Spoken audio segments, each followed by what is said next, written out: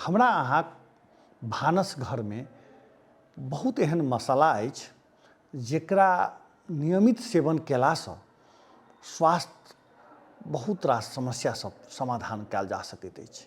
किछु तेहने में सँ जीर अछि।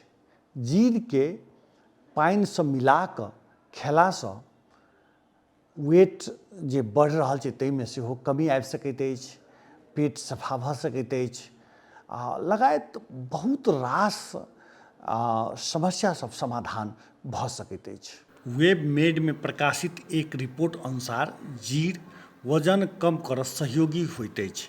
यदि अहाँक तौल बहुत अछि आ अहाँ दैनिक भोर में जीर आ पानि के प्रयोग करै छी तऽ अहाँके पक्के तौल कम हैत। एहिमे एक चम्मच जीर एक गिलास पानि में राति भरि भिजा कऽ राखू आ भोर में ओकरा गरम कऽ कऽ पानि चाह जकाँ पीबू, जाहिसँ अहाँक बोसो घटत, तेहन जानकार सब कहैत अछि।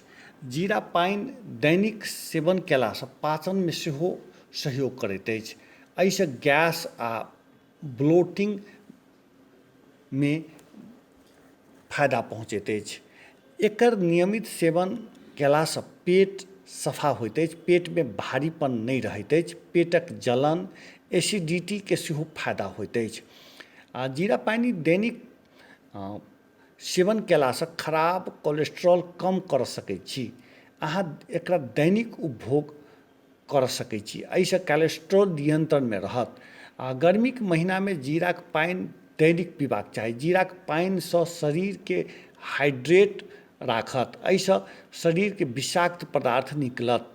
दैनिक पीलासँ प्रतिरोधात्मक क्षमता बढ़ैत अछि। एहि संगे एनीमियाक बढ़िआँ उपचार सेहो भऽ सकैत अछि।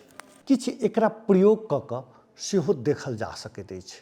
आ यूरोप सबमें ई बहुत रास प्रयोग भऽ रहल अछि आ नेपाल भारतो में जे जागरूक छथि से कऽ रहल छथि। तेँ जे नहि जिनका बुझल छनि एक बेर प्रयोग कऽ कऽ देखैत